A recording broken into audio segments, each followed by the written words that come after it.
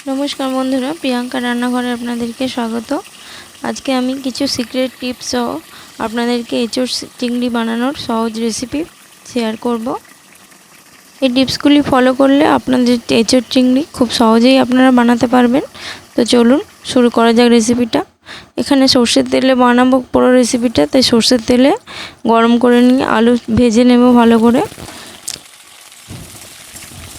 বলে রাখি এখানে আলুতে লবণ এবং হলুদ দিয়ে ভেজে নিলে আলুটা খুব তাড়াতাড়ি সিদ্ধ হয়ে যায় এবং তরকারি বানানোর সময় খুব একটা টাইম লাগে না, খুব সহজেই হয়ে যায়। তো এই টিপসটা ফলো করলে অবশ্যই খুব তাড়াতাড়ি আলু সিদ্ধ হয়ে যাবে।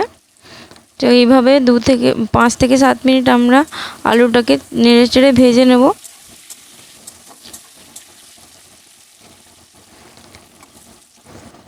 আলু ভাজা হয়ে গেছে আমার, দেখুন 7 মিনিট টোটাল টাইম লেগেছে।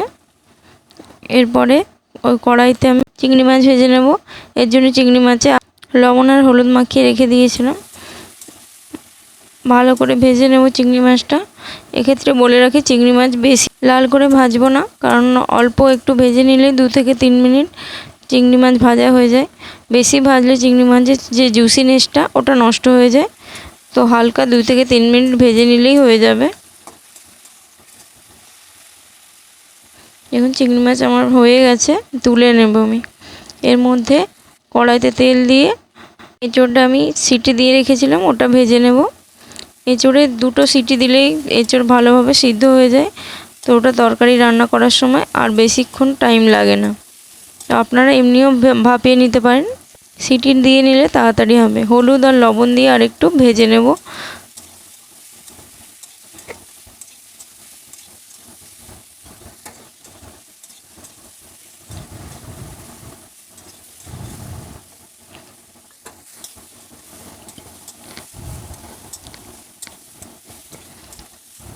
দেখুন এঁচোড়ও ভাজা হয়ে গেছে আমার, তুলে নেব আমি এঁচোড়গুলো।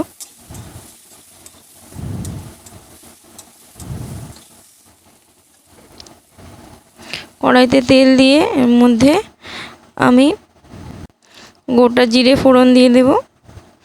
গোটা জিরে দিয়ে দিলাম। এর মধ্যে দালচিনি একটা, লবঙ্গ 2টো এবং ছোট এলাচ একটি দিয়ে দিয়েছি ফোড়নের জন্য। শুকনো লঙ্কা একটি হাফ করে কেটে নিয়ে দিয়ে দিয়েছি। ভালো করে ভেজে নেব। নিয়ে এর মধ্যে পেঁয়াজ আর রসুন আমি পেস্ট করে রেখেছিলাম একসঙ্গে, ওটা দিয়ে দেব।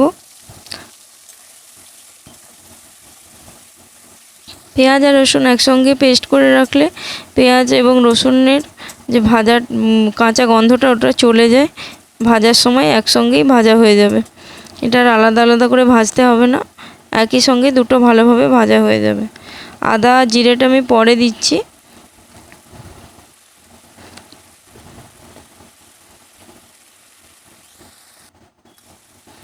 দেখুন পেঁয়াজ আর আদা রসুন ভালো করে ভাজা হয়ে গেছে। আদা বাটাটা দিয়ে দিচ্ছি।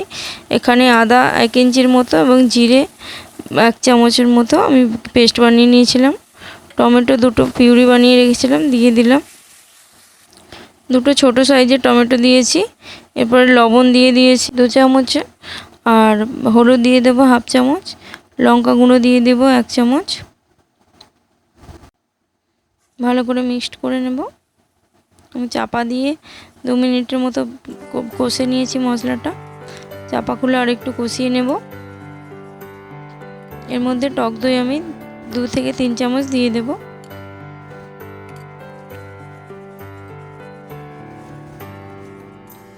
ভালো করে মিক্স করে নিয়েছি।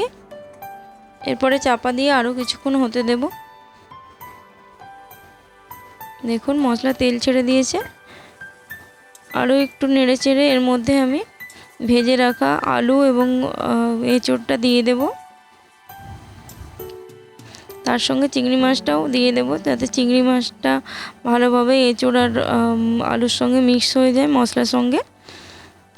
চিংড়ি মাছটা অনেকে পরে দেয়, কিন্তু আমি একসঙ্গেই দিয়ে দেব, যাতে সব কিছু একসঙ্গে ভালোভাবে মিক্সড হয়ে যায় এবং খেতেও টেস্টি হবে। এতে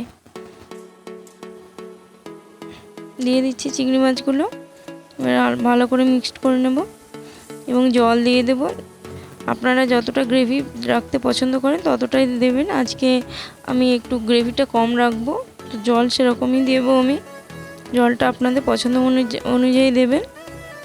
দেখুন মিক্স করা হয়ে গেছে, জল দিয়ে দিচ্ছি আমি। এখানে আমি 1.5 গ্লাসের মতো জল ইউজ করেছি।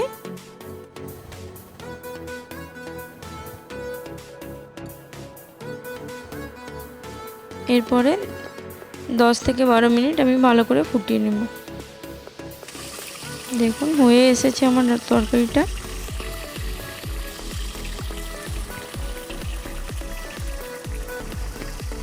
এই টিপসগুলো ফলো করলে আশা করি আপনাদের এঁচোড় চিংড়ি বানাতে আর কোনো প্রবলেম হবে না এবং সহজেই খুব টেস্টি এঁচোড় চিংড়ি আপনারা বানিয়ে নিতে পারবেন। রেসিপিটি ভালো লাগলে লাইক, কমেন্ট, শেয়ার করবেন এবং আমার চ্যানেলটি সাবস্ক্রাইব করবেন।